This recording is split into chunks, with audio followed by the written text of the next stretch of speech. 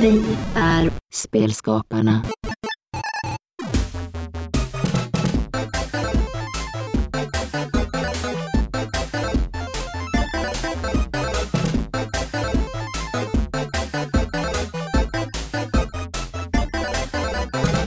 Välkommen till Spelskaparna, podcasten om personerna bakom spelen.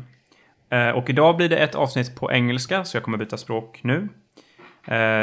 So in this episode, the guest is Tabitha Hayes, and you have worked on a lot of big studios. You've worked on Activision, EA, and you're now at Star Stable. Welcome. Hi, welcome. Thank you. So I'll start off with just asking you, how did you get into the industry from the beginning? Yeah, from the beginning, 20 almost years ago. It feels like just like yesterday. So I think just for me, I'd always played sports and video games as a young person and didn't really think much about a career in video games until I kind of saw it, right? Like the representation of it. And I went to University of Oregon, did my MBA there, and they had a gaming studio in the University of Oregon, or in Eugene, Oregon. And a friend of mine from my MBA program did her internship there. And I thought, wow, that's super cool. I never really thought about marketing, like MBA, the business side of video games. And so that kind of first sparked my interest that there could be a career in video games that was for somebody who's not a creative or an engineer. From there, it was the network. So I actually pursued a career in professional sports. So again, on the business side. And after September 11th, things really changed in terms of the marketplace and jobs in the US. And so just had some time to take a pause and kind of digest what was going on in the world and reconnect with a lot of people who were already in the career of video games. And so that's where it all started. So it started in Seattle. It started through my network. It started meeting like-minded people. And it started with Sierra Entertainment, the home of, PC gaming, essentially. And so that's where I started my career as a brand manager. And the very first set of games that I worked on were actually tied back to sports. And so I did my MBA at the University of Oregon Warsaw Sports Marketing Center and had a lot of experience in thinking about sports brands and franchises, revenue models and those kinds of sponsorship and all of those areas. And so the first set of products that I worked on within Sierra were actually within the sports portfolio. And one of my favorites that I worked on, because I knew nothing about it, was NASCAR. So NASCAR racing on PC. Papyrus Racing was the developer just outside of Boston, Massachusetts, and knew nothing about NASCAR. Had never seen it before, didn't really have any idea about it. And that's where it all started. What is, NASCAR isn't that big in Sweden. It's racing. What type of racing is it about? Yeah, so it was really interesting because at first I thought it's just a lot of the left-hand turns going around the oval. And in fact, there's lots of different types of tracks and there's different levels. And it's, really that performance of a vehicle, of course, and there's trucks and there's cars, but NASCAR specifically that we worked on was with the Elite Racing Series. So it was branded at the time, there's a certain cup. And so you're talking about elite performance of vehicles, elite athletes and their performance, teams that were really strategic about everything from the weather conditions and what that meant for tire pressure and those kinds of things. So I was really impressed with just how much kind of technology, strategy, and athleticism went into the sport. So it's a lot more than left-hand turns. And then, going physically to an event. So I'd never been to a NASCAR event before. I went to the Daytona 500. I had the pleasure of going a couple of times, but when I went for the first time, I was just really, kind of fascinated with everything, with the spectacle, so to speak. But just seeing the level of fandom, the level of engagement around the drivers and these cars and their teams, the kind of the joke is the Tide jacket, people actually wearing like bomber jackets that had Tide, which is a brand of laundry detergent in America. Okay. And you're like, wow, if they're wearing laundry detergent jackets, they must really care, about these drivers and this team, and they must really feel that connection. And then getting a chance to like be on, in the field, I guess, so in the middle of this oval, getting a chance to feel the vibrations, of these cars going by, and feel the wind, and just the sensory experience was really interesting. And so, of course, then how do you bring that to life in a video game for players as well? And so I think, Papyrus really focused a lot on bringing that sensory experience. And if you're driving, simulating this experience, like what's it like for like the bugs on the windshield, and like the dirt and the debris flying, and, pieces of tire coming by you, and those kinds of things. So really bringing that to life, it was really intense, I would say, quite visceral, being there and experiencing that. And then one of my favorite, because you got to pick somebody that you get behind. And so at the time it was like Jimmy Johnson. I think he drove for Lowe's, which is a hardware company in the United States. and so you kind of find your person you kind of get behind, and then you can put the headphones on and you can listen in, right? And listen to them talking to each other. And again, the strategy of the teams, and what are we going to pit? What are we going to do? Is it gas? Is it this? How's this feeling? How's that feeling? And that connection that the drivers have with the car to be able to feel what's going on. So it's just really fascinating. So to come from like the Washington State on the opposite end, literally, of the country of the United States, to fly out to Daytona, Florida, and to just be on the ground and experience this. And then, of course, connecting that back to how the development team would bring that to life for players. It's just really, really cool, and kind of really started my passion for product, to be honest. And so how we bring those experiences to life for players in really meaningful and resonant ways. It sounds like a real asset because as you said, you didn't know anything about this before, but you were able to take it all in, like working with the marketing to kind of get the crash course of what's it all about, so you can have that when you're back working on the product. Yeah, absolutely. And then to be able to work with the development team to say, what's that unique and differentiated experience that we want to bring to life this year, right? Because the product was an annualized product, and of course, different drivers, different cars have different liveries, different sponsors.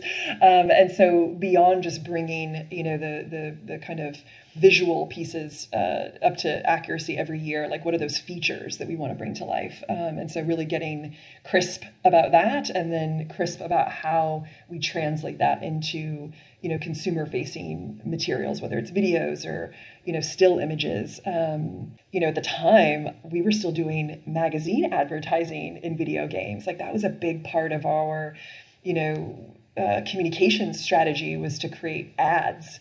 And so that was just also really interesting, is bringing to life, a game that's about racing and fast and this visceral feeling and an immersion, and bringing that to life in this one, 8.5 by 11 document, essentially, in a magazine. So yeah, super cool. Okay, cool.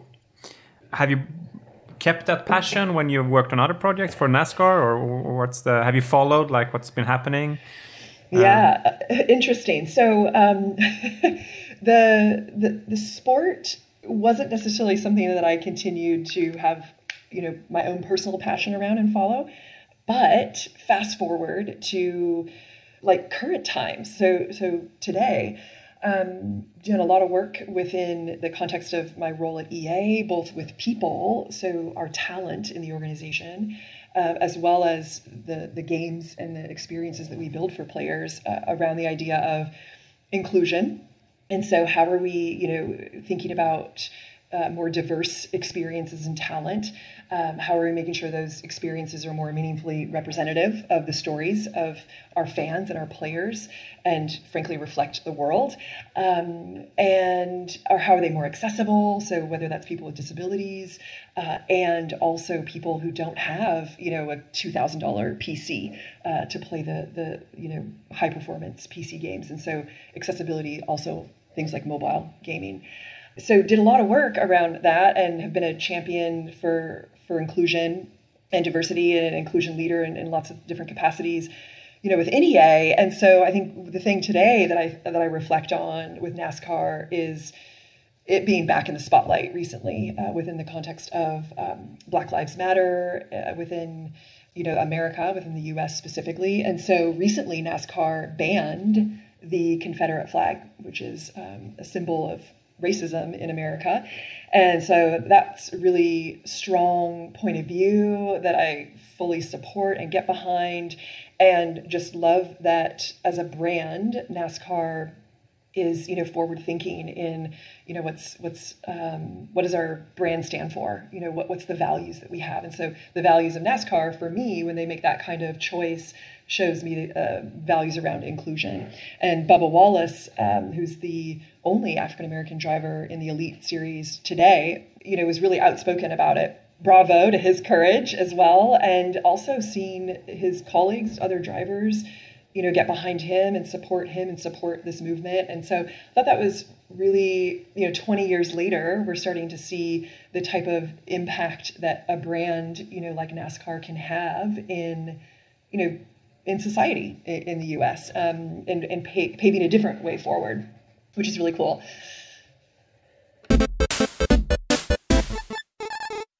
And I think from Sierra, just kind of early days and learning the ropes, I had this really awesome opportunity to go to Activision, and I met a couple of really brilliant marketing leaders there.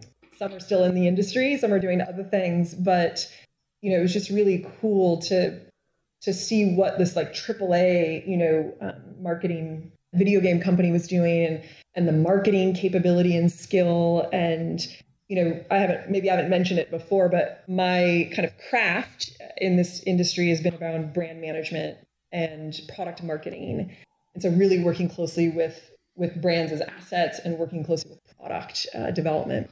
And doesn't mean I don't love to make a great TV commercial, but over time been less maybe interesting for me.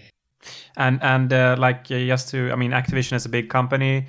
Were you separate division from the development, or were you in the same building, or what was the situation? Yeah, it's a big company, but a lot of it is through, similar to Electronic Arts, a lot of the development is through acquisition. Those studios are located in lots of different parts of the world.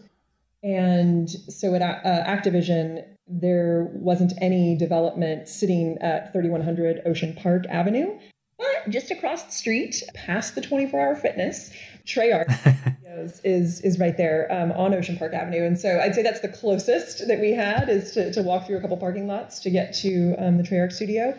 But the corporate office was corporate, yeah. So let's start this with the brand management. Like, what is that about? What is, if we take Activision as an example, what could your work be about on a typical week? So at Activision, I had the pleasure of working with two distinct kind of franchises, I guess, if you will, or businesses. One was working with the id Software team in Texas, and Activision was the marketing and publishing partner for id. And their brands, of course, Doom and Wolfenstein and Quake. And so just some really iconic and beloved brands. And then later in my time at Activision, I moved over to work on the Call of Duty business and had the pleasure of working with both Treyarch and Infinity Ward, working on World War II, as well as working with the Infinity Ward team on the Call of Duty Modern Warfare franchise.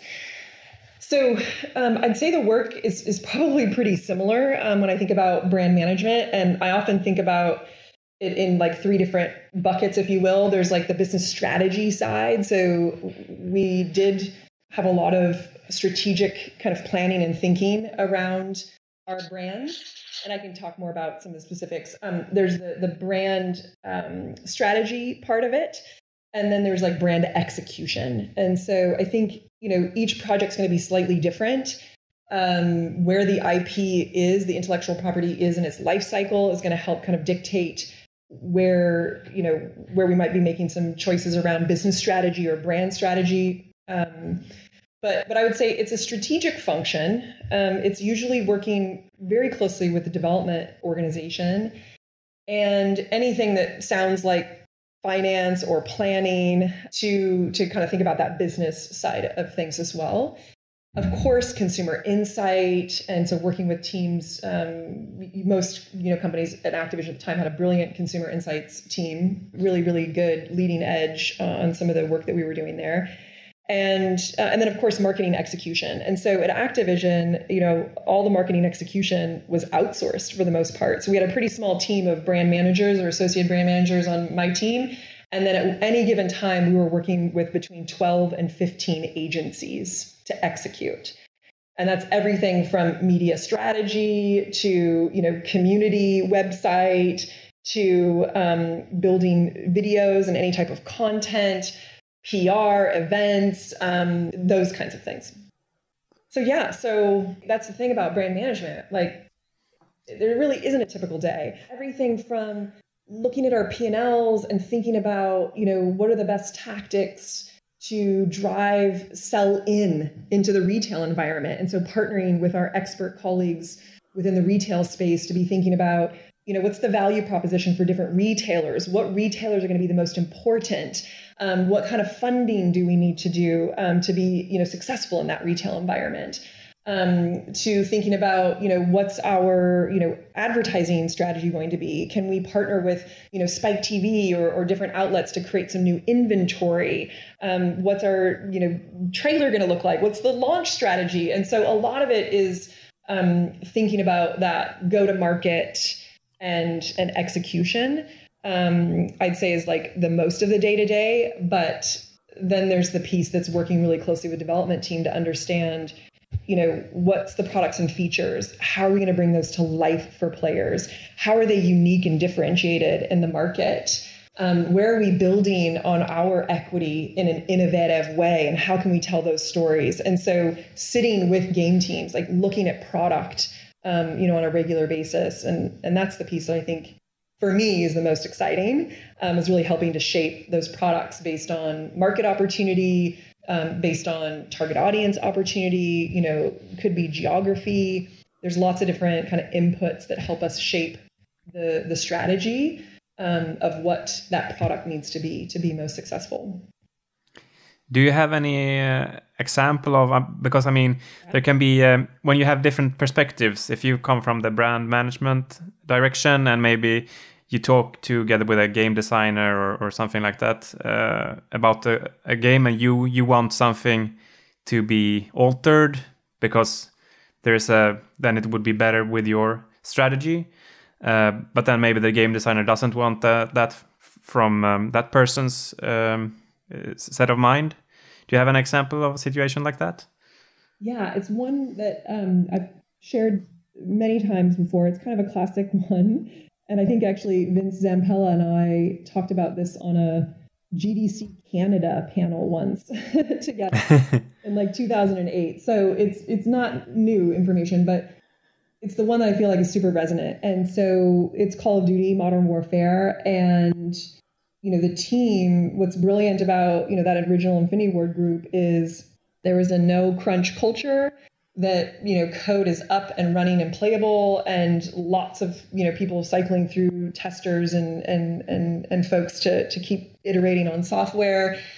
Culture of excellence. Really, really, really excellent group to work with. Helped to shape my thinking about collaboration with studios, to be honest.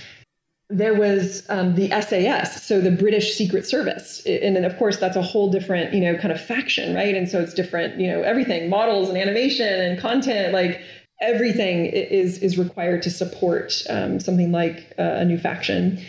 And the team said, we can't do it. We're going to cut it. It's not going to make the scope. And I was like, wait a second. Can we have a conversation about that? And so I remember not all the details because it's been a long time, but I just remember we had some really informative research and we had some really leaned in colleagues in the rest of the world on Call of Duty. It was always a pleasure to have those global calls and to hear their perspectives about how to support this brand to be as successful and resonant as possible, in their local markets. And we had that research from players in different parts of the world that said, I want to play more than just the Marine, right? And then, of course, we had like the kind of market assessment of like, well, what's the opportunity in these other markets when we bring in something like, the SAS? So, for example, what's the UK market if we bring in local content resonance? And so we just had a strategic conversation about it and, really just laid out kind of the numbers and the information.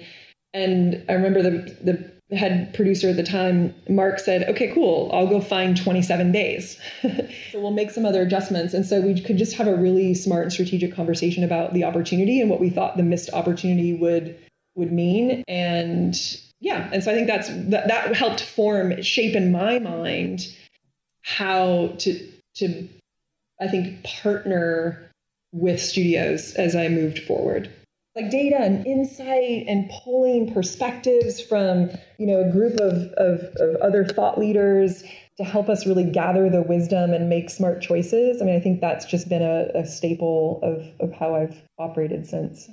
For every new brand or game things, maybe you mentioned NASCAR. You knew nothing about NASCAR beforehand, and then you have Call of Duty, which is something completely different. When you get something new in your lap, like how do you make the research so you get the data and the information about the target audience and the market and all of that? Yeah. I mean, I would say first and foremost, be a student, be curious. I think that's probably the most important part of this job is to stay curious. And so I think consumer insight has evolved. This space has grown. There's lots of methods. There's lots of ways to connect in with the target audience and with your players and to get feedback. So it's definitely different and evolved over time. But I think there's still some pretty core techniques that, certainly that we were using at, Electronic Arts, when I was there just most recently. And so I think part of it is like, how do you scale getting customer feedback depending on the size of studio you are or company you are, because this stuff can be expensive. So I think, for us, it's really understanding deeply the target audience and understanding what's important to them about your brand and what their unmet needs are. And they can't tell you what they don't know, right? And that's why you have to get into this needs space, because they're not going to tell you all the things that they're not going to tell you about all the features and all the things that, you're thinking about. Of course, people have feedback on features, but I mean, if you want to change the direction or if you want to expand or, et cetera. And so anyway, so I think there's some signals in there that you can listen to for player feedback. And then there's lots of ways to just ask people for their feedback. So, hey, if we did this, hey, if we did that. And so at EA, we used a group called Game Changers. And so our community team set up this really awesome group of people that are from community, that have their own channels, that are super passionate about our games and our brands. And we built, direct relationships with these folks, and we would bring them in. I mean, those are some of my favorite times, if I think about the office here in Stockholm, is when it was full of our players, people who were super passionate about our product. And we could ask lots of questions, and we could listen to their thoughts and their ideas, and we could try to excavate their needs and motivations. I think that's a really super cool thing to do. Yeah, that sounds cool. Yeah, it is super cool. And oh my gosh, and my research partners have always been like friends of mine, because I love their craft, and I love that craft of like just listening and learning more and finding out more information. But also I would just say that making anything it's art form, right? And that comes back to like, people don't always know what they want. And so to be able to take those signals and that information as an input, as inspo, as inspiration, in some cases as direct, feedback of like, hey, we need these things to be fixed. I'm not talking about that. I'm talking about when you're working on that next, version of something or that next product. So I think that's the best, for me, that's what I think about is there's lots of ways to get to information. And so I'm just use the ones that make sense for you, but really deeply listening to the customer is really important. And then that's the customer maybe that you already have. And then another thing that we like to do is talk to people who what we call non-rejectors. So people don't reject the brand or reject the type of play or the motivation space that we're going after, but maybe aren't aware of the brand or are aware but just aren't rejecting. And so that's part of the growth strategy. So what can I learn about people who are aware of my brand but are not rejecting my brand? Like, what's their unmet needs? And, I've worked on lots of different types of games, but for some of the games, it's complexity, right? I've heard of that brand, but there's a level of complexity that I don't think is a good fit for me. Or I've heard of that brand, but it's online. And there's this space online that I'm not quite sure that I fit into. And that's the kind of thing that reflects for me on the work that I want to keep doing, is how do we create experiences that can engage more and more and more people? And that doesn't mean every game needs to engage many, many people. It means that there's lots of games that we can put out to keep in connecting with different audiences and different skill levels and different time commitments. And then the other piece is about how do we make those experiences inclusive for people? And, that's some work that was kicked off at EA before I left, and some really brilliant people have, fed into, and some have left and gone on to take those ideas to other places. But we had a kind of a small group task force kind of kicked things off, and then really worked to spread that to the whole company around this idea of the inclusion framework. And so how can we make games and experiences and services that are, more diverse, that are more meaningfully representative?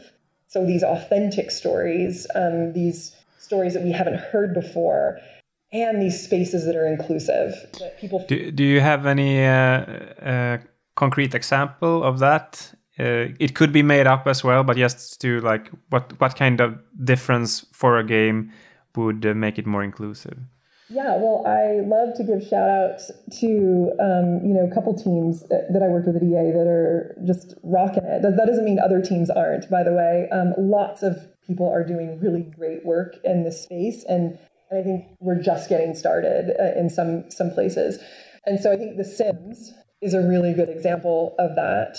And, FIFA actually is another example. And so, for The Sims, the whole essence of the game is to play with life. And what I love about the Sims team is they are a team that is obsessed with the customer. How can we enable this player to play more with life?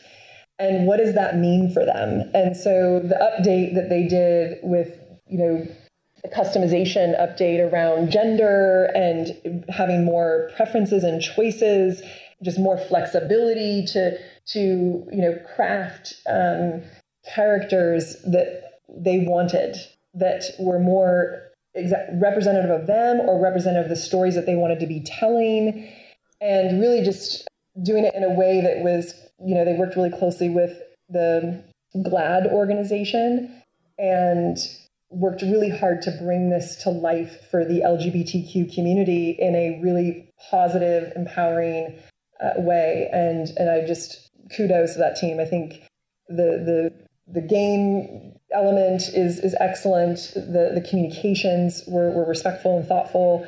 And so I think The Sims often paves the way in that thinking, because it is such a diverse, community.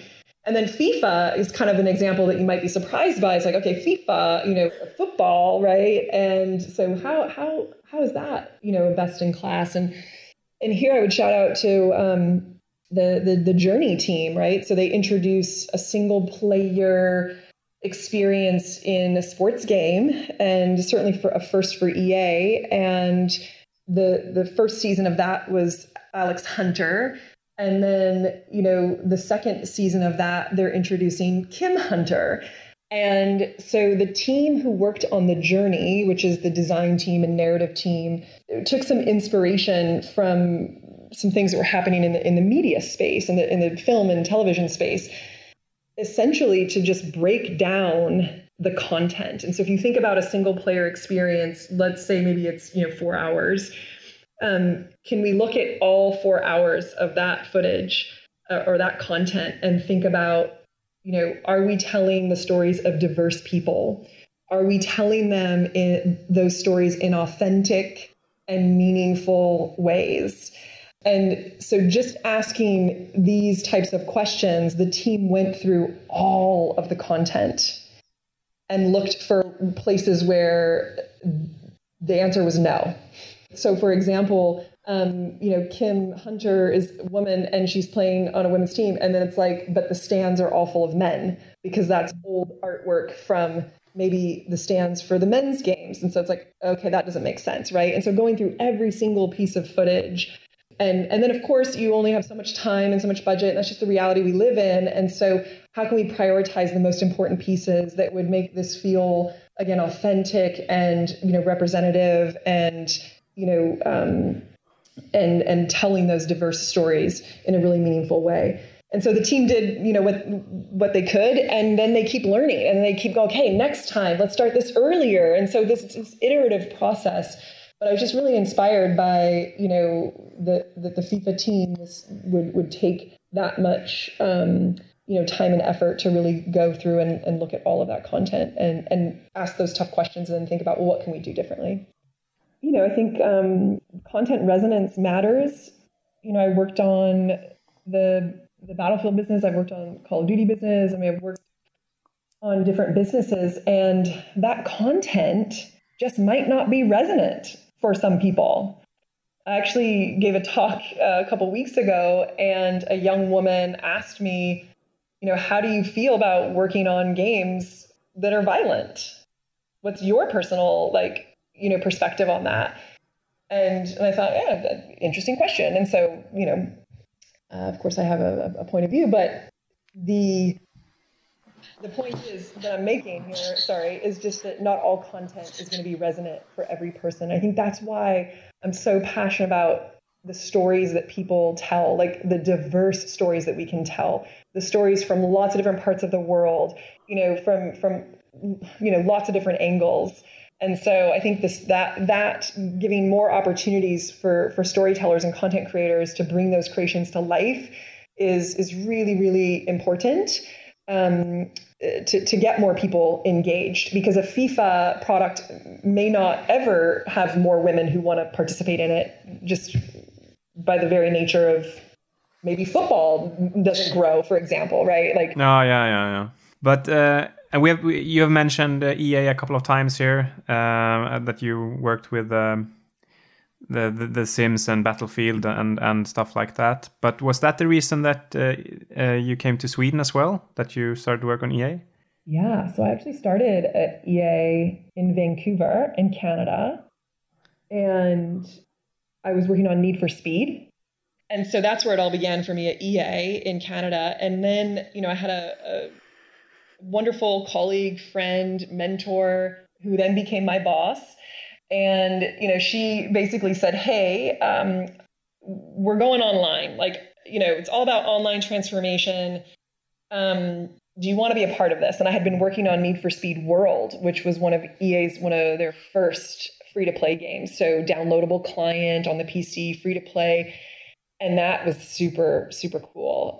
Just new things, thinking about the funnel and how do we track each step, and measurement becoming such an important part, and being able to optimize and make tweaks, and sign me up, whatever this online thing is. And I worked with some brilliant people who came from loyalty and performance-based marketing, and I learned so much. And I said yes, and then I was in San Francisco.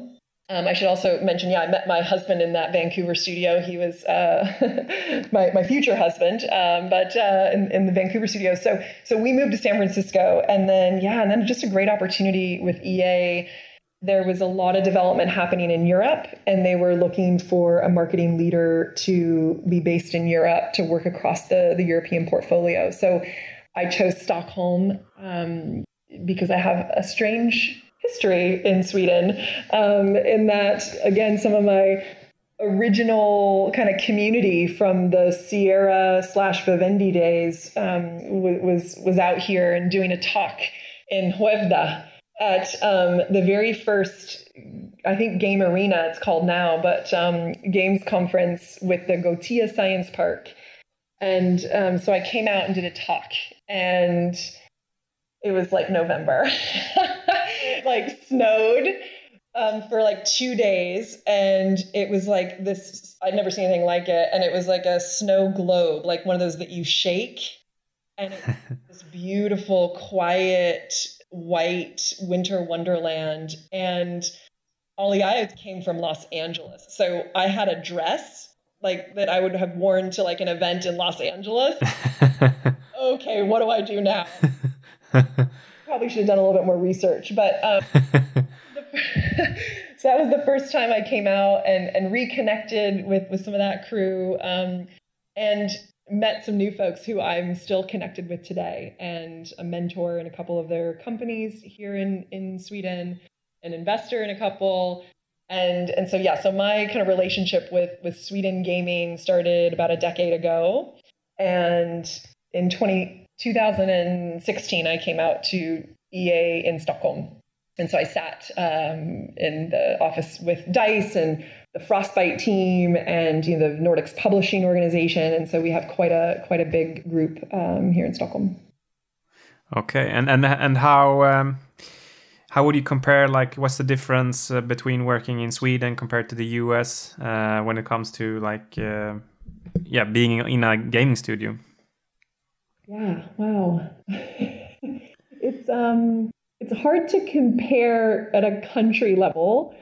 I think it's hard to compare even at a studio level, right? Because people, a bit more ease out here in Sweden than in the US. And again, the US is a very big place. So to be specific, I was in Silicon Valley, and a lot of my colleagues were commuting 1 hour to 2 hours a day, sometimes that much each way.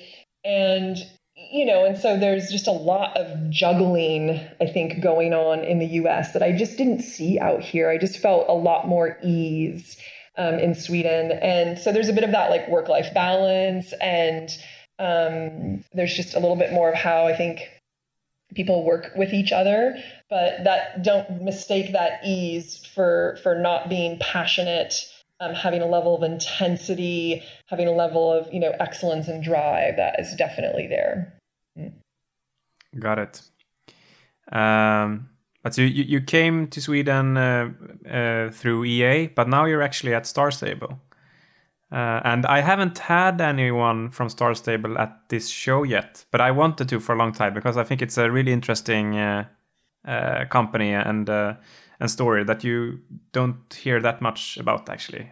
Not enough, I think. Yeah. So how did you end up there?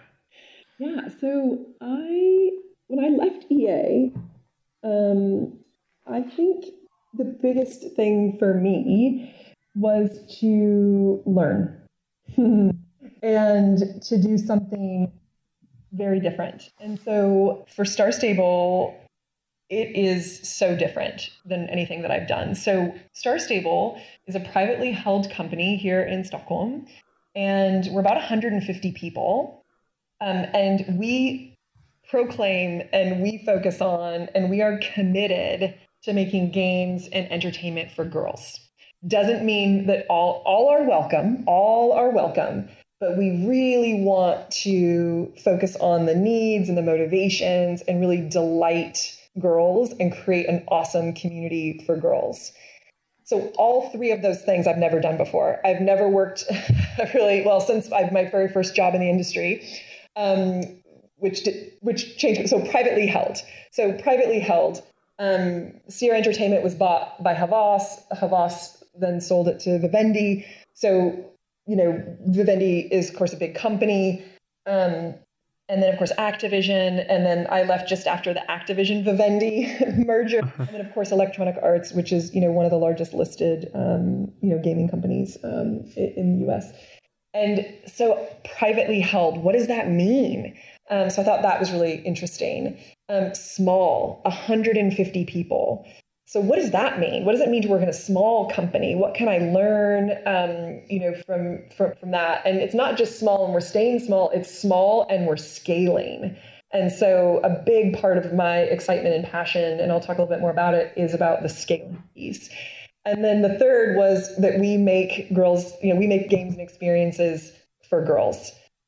Of course, I've never done that in my entire, career. And so for me, it just felt like a really awesome opportunity to both learn about the audience and all of that, but to also have impact. So to be as close to the decision making, as close to the product, as close to shaping, our marketing priorities and strategies and coaching our talent as possible.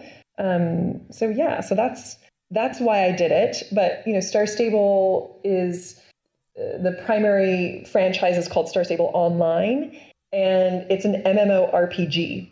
And the original vision from ages ago, because this has now been an online product, so an MMO product for 8 years almost. And so, but it's a longstanding franchise. And the original vision was, how do we do something like World of Warcraft, but for girls and on horses?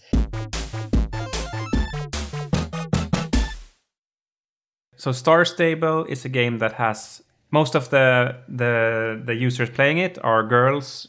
And I haven't played it myself, but I've heard of parents talking about their kids playing it and that they are having these really amazing experiences. And I was wondering if you have any examples of stories from Star Stable.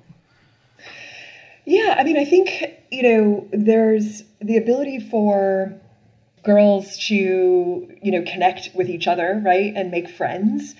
And I think that's, really special there, is people coming together over their shared love of horses and affinity for horses. And so just the ability to be part of a community. So we've got clubs, for example. Everyone is welcome. All people are welcome. But predominantly the game is played by girls.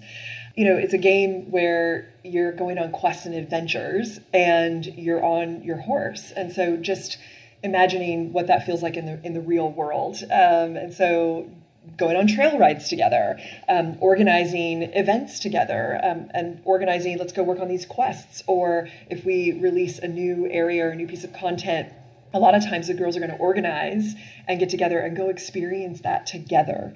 Just last week, I think, or 2 weeks ago, a group of creators from the US and the UK hosted the very first SSO Con, so Star Stable Online Convention. Of course, it's an online event, but the community itself, the fans, the creators, built this event, and it's free for people.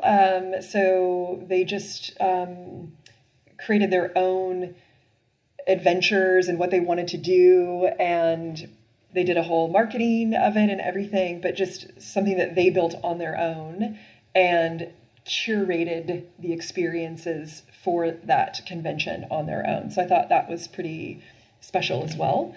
Sounds like it's also a lot about for the players to use their imagination as well. Like they're out on an adventure and then they're communicating with each other and playing the game, but also a lot of the interesting stuff is happening in between the players, not necessarily everything inside the game. Yeah, exactly. And so the space is open for them to be storytellers. And that's something that we really want to support even more, is how do we put that content, into the spaces that allow them to tell the stories they want to tell, create the adventures they want to create. Of course, there's still, curated quests and curated activities for XP and, for leveling and those kinds of things. But there's lots that the girls can do just on their own. For Western, so one of our biggest updates that we've done in the last couple of years, we did April and May this year of 2020, and we brought to life, Western. And so Western area within the game, of course, all the horses, the tack, the clothing, everything that goes with it. But we also added things like line dancing. And, things that you could do on your horse, because in Western, they do a lot of hind leg stuff, and they, stop on their rear quarters. And so there's different animations that we also included because it's authentic to the Western, type of writing. And so just seeing the girls, go to the space, be able to do line dancing with their horses, take videos, those kinds of things. So more of that. Okay, cool. And I've also heard that you have some kind of in-house influencers or something like that. Yeah, we do. What's interesting about, I'd say, influencers / ambassadors. So one of the things I think that we're really proud of is just, again, supporting this group, this online community, right? So supporting this community of, again, mostly girls, and doing it in a way that's really genuine, that's thinking about what's happening in their lives as well. And so, for example, we have a couple of our influencers / content team. they work for us, and they were doing like Wednesday updates. And so we update the game every Wednesday, or something like 450 Wednesdays in a row. We've put an update into the game, which is pretty amazing. And so they're doing news updates, right? Sharing like what's up for this week. And it just became a lot for them to manage every week, needing to build a script and get the in-game footage pulled together and edit and release. And it's a small team. And so they talked about, with the community, they did this video, which you can find online. It's called Why We Quit. And they basically just said, we've got to stop doing the news. Like it's too much. It's a bit overwhelming for us to manage with the team that we have and everything. And so they talked about just, it wasn't bringing them a lot of joy to crank that out every week. And, they were exhausted, and they talked about just, their mental health. And so I just thought that was really, again, very genuine to talk about, like, sometimes you just have to set things down. It's okay. And people will still like support you and love you and care about you in the community if you say, I can't do this anymore. And so even today, we're thinking about what's a more sustainable way to engage in. But do they make other videos apart from the news, or what's the situation right now?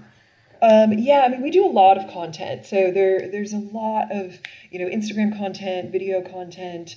The team is super, super busy. We've got lots of cool stuff to talk about. What we're doing right now, I would say, is kind of, it's like think about it like a pipeline. So we have this great community that we engage with really regularly. So we pretty much answer every single comment on Facebook or Instagram or Twitter. We try to cover 100%. Sometimes we can't quite get there, but we're super active in responding to, our community. Then we've got people in the game playing, like our game masters, right? So we're engaged every single day across different servers, playing, helping people, guiding people, those kinds of things, just keeping an eye on things as well. And then we've got this group of brand ambassadors. And so what we've done is we've found the girls who are, empowering, supportive, healthy talk, who are really engaged, and we've asked them to be part of our ambassador program. And there's some benefits that come with being, an ambassador, of course, but we want to reward that great behavior. And a part of our ambassadors and our game masters, and even our people who are responding to the content online, is that we're always trying to bring the positive, right? So let's have uplifting conversations. Let's support each other. Let's find the good in that. And so we're modeling the behavior, we're responding in that way. And we're really trying to keep things like, again, positive, generous, caring, helpful. And so that's our big focus for what I would call like the opposite of some of the, games that I've worked on before, where the communities can be quite toxic, where if you're not, air quotes, good enough, you're shamed. And so we're really deliberate about trying to create a different type of community where we're super supportive of each other. And so those brand ambassadors, we actually hire them. So some of our influencers that you mentioned have been brand ambassadors for us before, and then we've hired them to our staff full time. So we've got writers, we have content creators, we have a designer, we have people from our customer service team, we have one of our product owners who is the product owner for our horse area of the game, is a former ambassador and part of our community. And of course, our community management team are former ambassadors as well. So we use this as a way to pipeline our future talent into the organization. And I think that's unique. And I think it's very special. And it's, a really important part of our values at Star Stable. We feel it's our responsibility to keep the conversations positive and healthy, right? And so if we do see some, kind of bad behavior or some talking down to other people, if we're there, we will intervene. If we're there, if we're witnessing it, whether it's online or in a game master environment, we will intervene and say, let's get this positive. Let's try to change the momentum there. So we do actively engage in this and see it as part of our responsibility to help and support building a healthy community. And I guess also since it's the user base is so young, it's also important to making sure it's safe and all that. Super important. I would say on the safety piece, we also engage our employees. So here in Sweden, we're working locally with a woman named Maria Dufa, and she's a criminologist, and she works, with the justice community here in Sweden on these topics, on the topics of safety. She does a lot with parents to help parents of young people understand what happens online, how online works. And so we work with her to help us create accurate and compelling content to share with our parents and our players. But we also work with her to support our employees so that they feel like they have a connection to best practices. We work with a psychologist as well to support our, customer service and our community management people who these girls feel comfortable reaching out and talking to about things. And whether that's, things that might be happening, in the game, but it's also things that are happening in their lives. And so I think they feel some connection to some of our ambassadors. And so we want to prepare those people on our team on the front lines as well with how should they respond, how to help those girls navigate to maybe the best resources for them, of course, encouraging them to talk to their parents and those kinds of things. Okay, cool. For you, has it been a big difference going to a small company? Yeah, it has. I think the biggest difference for me is just more efficient, right? The communication lines are shorter. There is less communicating and re-communicating, right? As long as we're making sure all the right people are in the conversation, we can do it once. So yeah, I just think there's a lot more efficiency than working in a small company is what I find. Now I'm the CMO, so I might have a perspective that is not shared by some of my colleagues, right? I think that's possibly true, but for me, at my level, there is just more efficiency and the ability to move faster, to make decisions. And for you, was it similar to when you worked on Need for Speed and NASCAR, that you knew nothing about cars? Did you know anything about horses when you started here? Oh, Ollie, yeah. I mean, the answer to that question is yes. I didn't know anything really about horses. So here's the most that I know about horses, that one of my youngest sisters grew up on a horse. And, from the time she was 6 years old, she grew up on a horse. And so I've seen her ride, and I've been to some of the events and those kinds of things. And, but I didn't learn a lot about horses and this whole kind of equestrian space until she got thrown from her horse, and she just happened to land really badly. Oh. She has a diffused axonal injury, so she has a traumatic brain injury, and she's wheelchair bound now. And, that was a game changer and a life changer.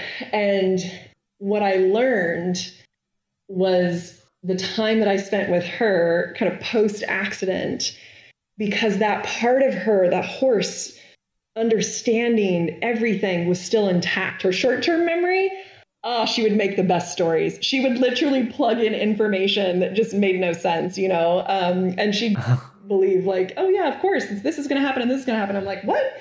Long-term memory about horses was brilliant. And so to see like literally people from the community coming in to ask her questions, what do you think I should be doing about this or about that? And I know a lot of that was to engage her and keep her engaged, as she's recovering, but just to see like her telling these stories and everything.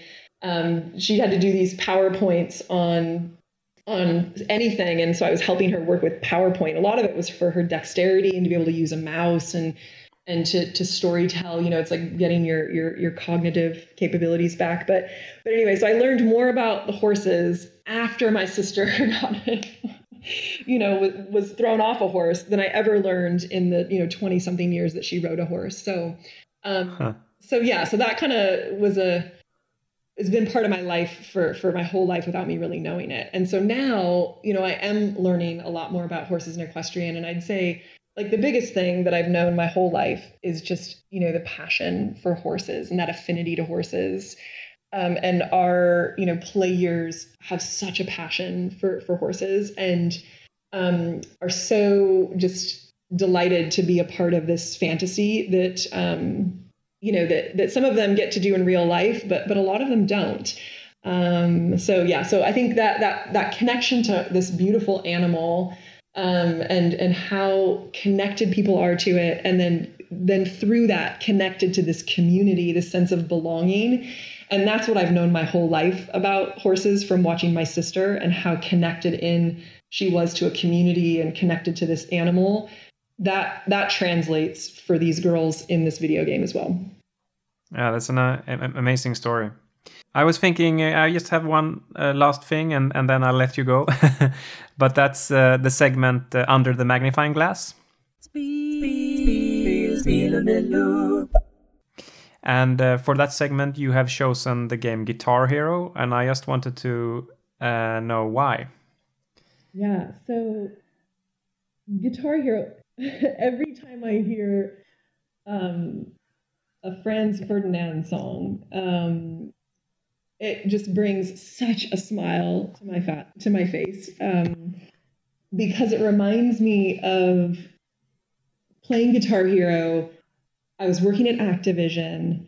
We had offices along the walls and then cubes in the middle. And so I had the luxury of an office and we were playing it in the office. And so people would just come into my office, my friends, my colleagues, it was like family, like it is in most places that you work, it becomes your work family. And this was no different. And so just, I think about all the hours that we spent in that office, playing Guitar Hero. And this was before Activision acquired Red Octane, and after, of course.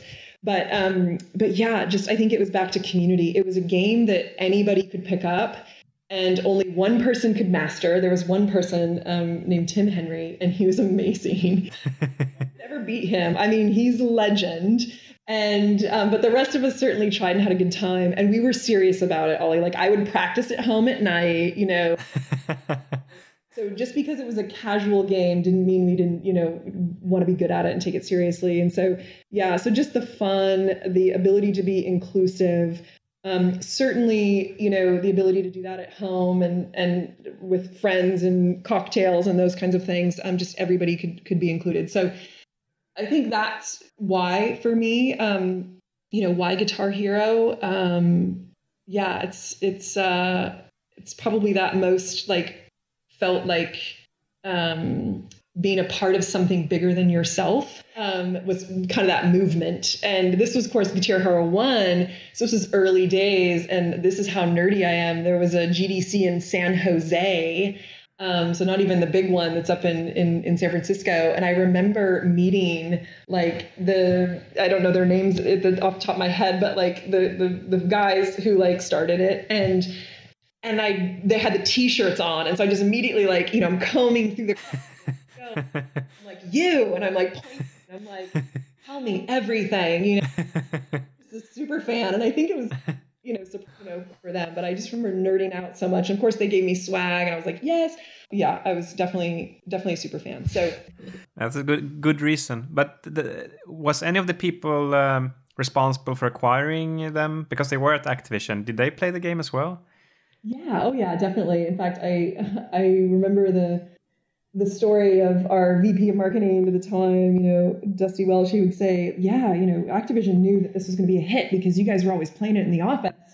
He just tells that story, that's probably not true, but I certainly appreciated it. And, we're also very thankful that we didn't get fired for all day long. But yeah, I mean, I think, it was at the beginning of something, right? So Guitar Hero 1, of course, was at the beginning of that particular journey. And so, and it kind of went on to be like cultural zeitgeist. So I'm not sure how that Activision acquisition actually all went down, or maybe Dusty was being truthful there, but that was happening unbeknownst to us who were playing it all the time. Okay, cool. I think that's it. If it's not something else that you want to talk about. Yeah, I mean, I think the last thing I would just add is that I saw for May 2020, 14 million hours of Star Stable was played. And so I think the last thought I would give for people is that this is real impact in these girls' lives. 14 million hours in 1 month. Over 19 million people have registered for the game since we've had it live and online, over 1.5 million monthly active players. And so this is a vibrant, active, engaged community. We have over 1 million followers in our English social channels. And so I think just, again, the power of play and of creating really meaningful play for girls and young women is, I think is really important. Yeah. But has it been any increase during COVID with playing? Yeah, exactly. So the COVID, the global pandemic, people at home, we also saw an uptick of probably more March and April timeframe, but Google search and responses around, games for girls, games for kids, safe games. And so we saw a lot of parents looking for content for girls, but also for kids. Okay, that's great. Thanks a lot, Tabitha. I just wanted to ask, is there any way like the listeners could follow you or Star Stable or anything like that? Yeah, I mean, it's not about me, that's for sure. So don't follow me anyway. I kind of try to stay off the radar for the most part. But yeah, I mean, if you're, interested in just seeing a different point of view, a different perspective, I think, check out Star Stable and check out what we're doing in our social channels and with the content that we create and how we engage, this community. I think it is really unique and it's really special. So definitely encourage people to do that. But in seriousness, if you do want to talk more, about the craft of brand management or, about opportunities even within Star Stable, because we are hiring, then you can find me on LinkedIn. Okay, great. Yeah. So thanks a lot, Tabitha. It was nice talking to you. Yeah, thank you. It was super fun chatting with you. And yeah, I appreciate it.